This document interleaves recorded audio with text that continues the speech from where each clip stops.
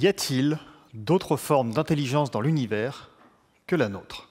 Des formes d'intelligence si étrangères qu'on ne serait même pas sûr de pouvoir entrer en communication avec elles. Je vais la faire courte, la réponse est oui. Elles sont déjà autour de nous. Partout, riches, fascinantes, déroutantes. Bon, j'imagine que là vous vous dites, Sébastien, pourquoi on ne les voit pas alors? Eh bien peut-être parce qu'on a appris à les ignorer. Ce soir, je vais vous parler des poules, des poissons, des rats, des insectes, plein de pattes qui courent partout et font paniquer tout le monde. Bref, des animaux que l'on n'aime pas vraiment et qu'on ne regarde donc pas vraiment non plus.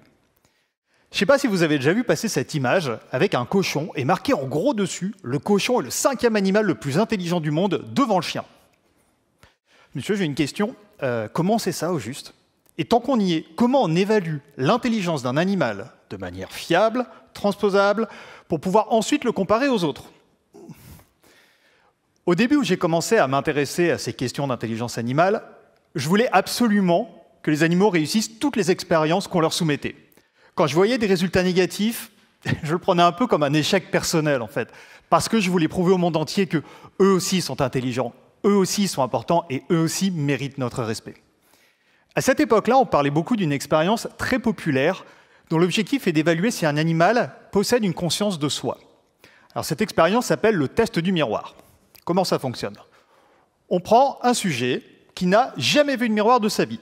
Alors ça peut être un humain, un jeune enfant par exemple, ou dans le cas qui nous intéresse, ce sera plutôt un autre animal. Donc, la base, c'est qu'il ne sait pas que son reflet, c'est lui, et ce qu'on veut découvrir, c'est si au bout d'un moment, il va le comprendre. Si on prend le cas d'un animal qui va le réussir, il devrait passer à travers plusieurs phases. La première phase, on le met face au miroir. N'en ayant jamais vu, il pense se retrouver face à un congénère étranger. Par conséquent, il produit des comportements sociaux, très souvent de l'agression. Deuxième phase, notre sujet commence à se rendre compte que y a un truc qui ne va pas. L'autre en face ne se comporte pas de manière normale. Donc il va essayer de faire des gestes un peu inhabituels pour voir comment ça réagit en face. Phase suivante, l'animal a manifestement compris que c'était lui dans le miroir, et à partir de là, il va essayer de regarder des parties de son corps qu'il ne peut normalement pas voir sans ce miroir. Alors, par exemple, les chimpanzés, avec qui nous partageons beaucoup de comportements, regardent fréquemment leurs fesses. Je ne juge pas. Dernière phase, pour valider officiellement la réussite au test du miroir, on endort l'animal et on lui met une marque à un endroit qu'il ne peut normalement pas voir. Donc, la plupart du temps, ça va être sur le haut de la poitrine ou au niveau de la tempe. Une fois qu'il se réveille, on le met face au miroir et on regarde s'il essaie d'enlever la tache sur lui ou pas. S'il essaie de l'enlever sur lui, c'est qu'il a bien compris que c'est son corps qu'il voit dans le miroir, qu'il peut utiliser cette information-là pour diriger des gestes vers lui-même, et donc qu'il a conscience de son existence. Là, comme ça, à première vue, rien à redire sur ce test. Ça semble bien ficelé. Mais si on s'y arrête une seconde, on peut trouver des failles. Qui dit miroir, dit vision. Super. On fait quoi pour les animaux qui ont une vue assez médiocre et qui utilisent principalement d'autres sens dans leur vie de tous les jours? Typiquement, pour beaucoup de mammifères, l'olfaction est bien plus importante, et notamment quand on parle de reconnaissance sociale. Puis il y a un autre truc. Quand on développe un protocole, un test, un examen, une expérience, peu importe, il est primordial de s'assurer qu'on évalue bien ce qu'on veut évaluer. Et qui évalue le test du miroir au juste? La conscience de soi avec un grand S, ou juste la capacité de comprendre qu'on a un reflet de notre corps en face? Ce n'est pas exactement la même chose. Alors, cette question est devenue assez brûlante dans les 4 dernières années, parce que, quand c'était des chimpanzés ou des éléphants qui le réussissaient, ça ne posait pas de questions majeures. Ce sont des animaux qu'on considère intelligents, la conscience de soi, allez, on s'y attend, ça passe. Quand ça a été les dauphins, même topo. Ce qui est un peu ironique, parce que les dauphins ne peuvent pas passer la dernière partie. Vous pouvez leur dessiner la marque si vous voulez, mais alors pour l'enlever, il y a un souci de membre pas très adapté. Mais on a dit, à partir du moment où ils regardent avec intensité la marque, c'est bon, c'est des dauphins, on les considère comme des animaux intelligents, la même histoire. Et puis en 2019, c'est le drame. Un animal auquel on ne se serait jamais attendu, le passe, le réussit, et avec des résultats bien plus convaincants que toutes les autres espèces. Il fait une dizaine de centimètres en moyenne. Il habite dans la zone Indo-Pacifique et ne possède ni pattes, ni poils, ni poumons. Notre petit génie était en réalité un poisson fuselé d'un bleu métallique avec une touche d'or, paré d'une grande bande noire sur le long de ses flancs et de sa tête, et dont le nom scientifique est Labroides dimidiatus, mais pour les amis, c'est labre nettoyeur. Ah, un nettoyeur, enlever une marque. Pour bien comprendre ce que je vais expliquer par la suite, on va s'arrêter 2 secondes sur le mode de vie de ce poisson. Les labres nettoyeurs ont des interactions sociales quotidiennes énormes, une quantité phénoménale. Ils peuvent avoir plus de 2300 interactions par jour avec plus d'une centaine d'espèces de poissons différents. Donc certes, ils interagissent avec d'autres labres, mais la grosse majorité de leurs relations sont avec des poissons très différents. Pourquoi ? Eh bien, la réponse est dans leur nom, labres nettoyeurs. Ce sont des poissons qui, en fait, vont ouvrir ce qu'on appelle des stations de nettoyage. Donc, c'est des petits territoires où d'autres poissons vont venir se faire nettoyer. En quoi ça consiste ? Eh bien, en fait, le labre va retirer les parasites et les peaux mortes sur ses clients. Alors, pour eux, ça fait de la nourriture. Pour les clients, ça fait une remise à neuf gratuite. Gratuite, ouais. En réalité, les labres, comme tout un chacun, n'aiment pas particulièrement manger les peaux mortes des autres. Eux, ce qu'ils préfèrent, c'est manger le mucus de leurs clients, qui est la couche protectrice. Mais pour faire ça, ils sont obligés de les mordre, ce que les clients n'aiment pas, bien entendu.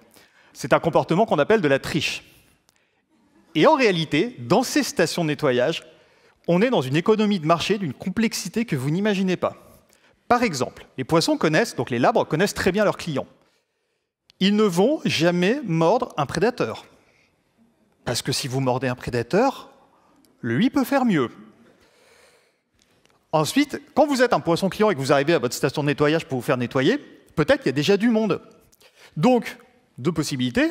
Soit vous êtes là et vous attendez qu'il y ait une place qui se libère, et ça va être le cas de poissons non prédateurs qui ont des petits territoires et qui n'ont que cette station de nettoyage, mais vous en avez qui ont des plus grands territoires, où il y a plusieurs stations de nettoyage. Donc si vous attendez un peu trop, on va faire jouer la concurrence, peut-être qu'il y a de la place ailleurs. Et comme je l'ai dit, les labres connaissent leurs clients individuellement, toutes les espèces. Et donc, ils savent que ce client risque de partir et on va le faire passer en priorité sur l'autre, même s'il est arrivé après. C'est une économie de marché. De même, les labres ne trichent jamais quand il y a des clients à la file, parce que sinon, ils risquent de partir. Et par conséquent, perte de clients, problème. Ils ont besoin de prendre soin de leur image de marque. Ouais.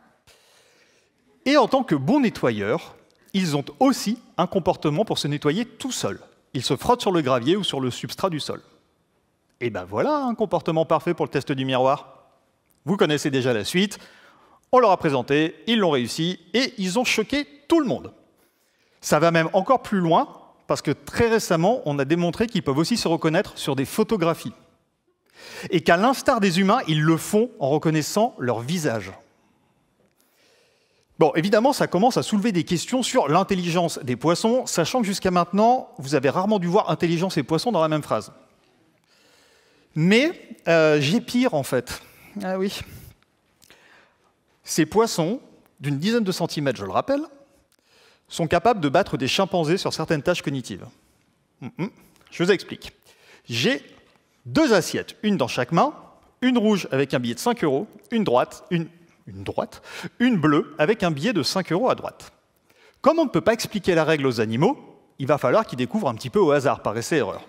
Et bien, on va faire pareil ici. Vous n'avez pas d'autres informations, et je vais vous demander de voter en levant la main qui voudrait commencer par l'assiette rouge.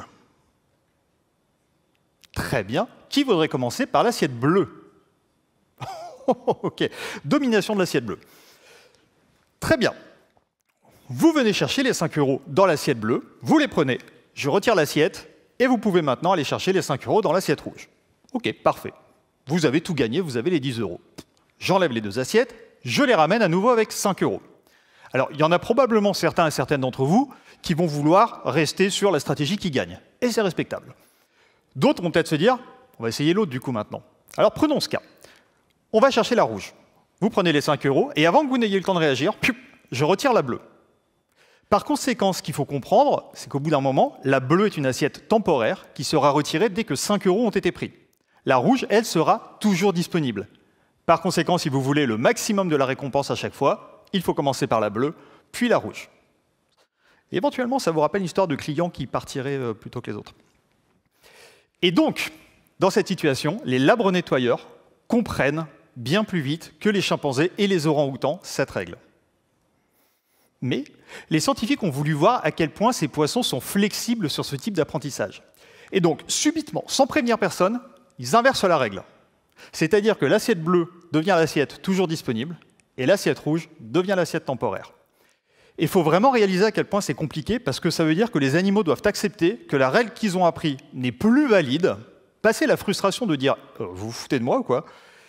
et ensuite apprendre à faire l'inverse. C'est quelque chose qui cognitivement est très complexe. Et bien une fois de plus, les labres ont été capables, bien plus rapidement que les chimpanzés, de comprendre ce changement de règle.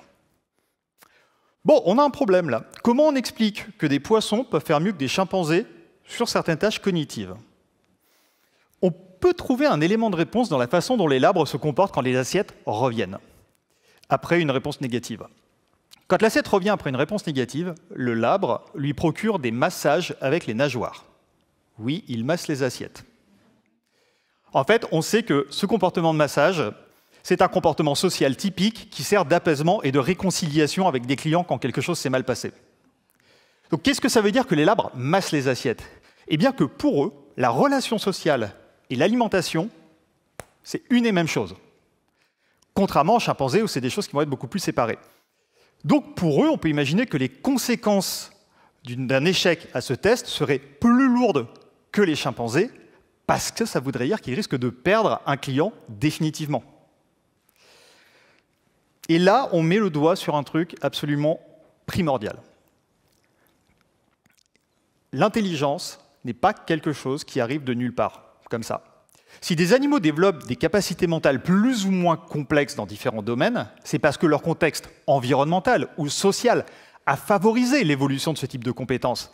Les labres sont meilleurs que les chimpanzés parce que ça ressemble beaucoup plus à ce qu'ils vivent dans leur vie de tous les jours. Donc,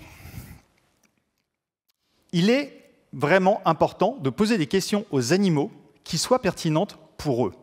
Et c'est valable aussi pour nous, d'ailleurs. On a des capacités mentales extrêmement complexes dans plein de domaines, notamment liés au langage. Mais pour d'autres aspects moins importants pour nous, comme par exemple la mémoire à long terme, je vous trouve sans difficulté des animaux qui sont bien meilleurs que nous. Vous avez mangé quoi mardi soir, il y a 3 semaines? Voilà. Eh bien, moi, je peux vous trouver des oiseaux qui savent où ils ont caché 30 000 graines il y a 8 mois. Ah oui. Mais rien que pour la communication orale, il va aussi y avoir des variations selon les espèces et leurs besoins. Alors, prenons un cas très étudié, qui est un oiseau que l'on appelle Gallus gallus, dont vous avez peut-être déjà entendu parler sous le nom de poule. Alors, je ne sais pas si vous êtes au courant, mais les poules sont des animaux qui proviennent d'Asie du Sud-Est. La souche sauvage existe encore. Et ce sont des animaux de jungle. D'ailleurs, la traduction littérale du nom anglais des poules, c'est « poule rouge de la jungle », « red jungle fowl ». Donc si on met ça un peu en place, on est confronté à des oiseaux de petite taille qui vivent dans un fouillis massif. Et par conséquent, si vous devez alerter de la présence d'un prédateur, que vous avez trouvé à manger, que vous avez envie que le groupe parte, ça ne sert à rien d'agiter les ailes. Personne ne va vous voir. Et c'est pour ça que souvent, les animaux qui ont des vocalisations complexes eh bien, seront des animaux très sociaux et fréquemment qui vivront dans des environnements où la visibilité n'est pas folle. OK. Les poules sont l'un des premiers animaux hors humains chez qui l'on a démontré que les vocalisations ne sont pas simplement des expressions de leurs émotions. En fait, pendant longtemps, on a pensé que quand un animal criait, c'était quelque chose de purement instinctif et émotionnel et qu'il n'y avait pas de contenu d'information à l'intérieur. C'était vraiment juste et rien de plus. Mais en fait, on a eu beaucoup de travaux qui ont été faits, notamment toute une série de travaux australiens, qui ont montré qu'en fait, les poules communiquent très précisément sur l'environnement, sur leur environnement, pardon. Prenons le cas des signaux d'alarme. Code, code, code, correct. Ça vous évoque quelque chose? Eh bien ça, c'est le signal d'alarme pour avertir de l'approche d'un éventuel prédateur terrestre. Donc quand une poule fait ce son-là, tout le monde se dresse sur les pattes et regarde autour pour voir si un prédateur est en train d'arriver.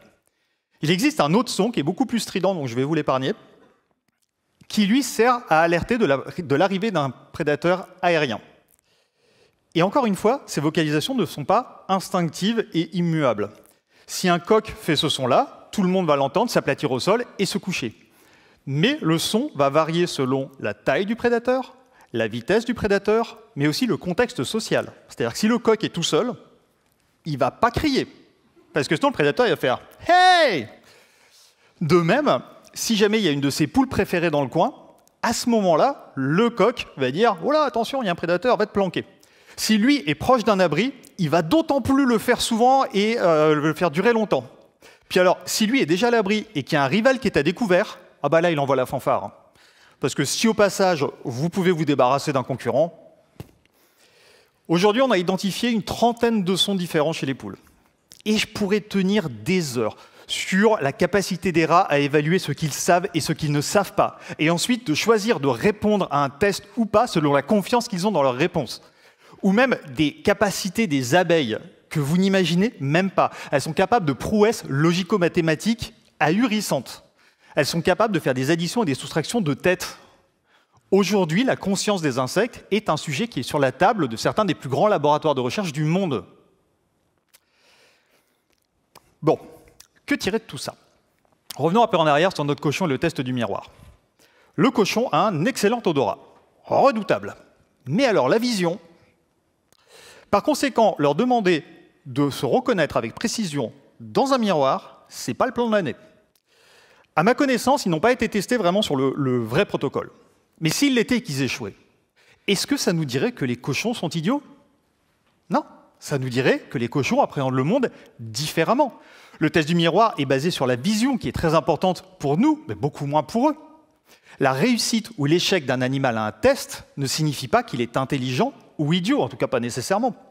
Ça nous donne juste des indications sur ce qui est pertinent dans son monde et ce qui ne l'est pas, en prenant en compte l'incroyable diversité qu'on peut avoir entre les individus, parce qu'on a des gens brillants dans certains domaines et d'autres moins brillants chez toutes les espèces.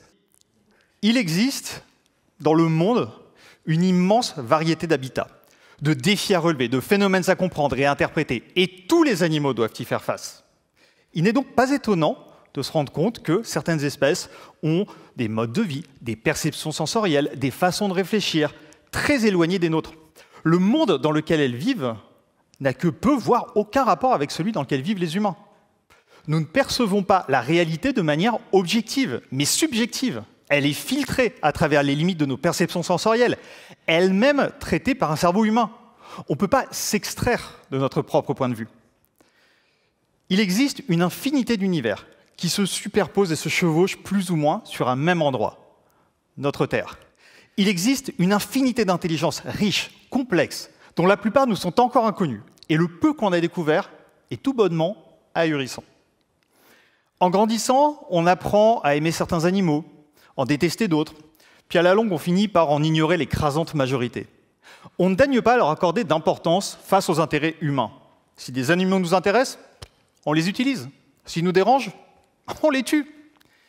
Mais l'émerveillement que nous cherchons dans les étoiles, il est ici, tout autour de nous, et dans les années qui arrivent, dans les décennies qui arrivent, avec les progrès de la science et de la technologie, qu'allons-nous découvrir? Avec qui et comment allons-nous rentrer en contact? Et qu'est-ce que nous leur dirons alors? Bien, j'espère de tout cœur, en tout cas, que ce sera un message de paix et peut-être des excuses. Merci.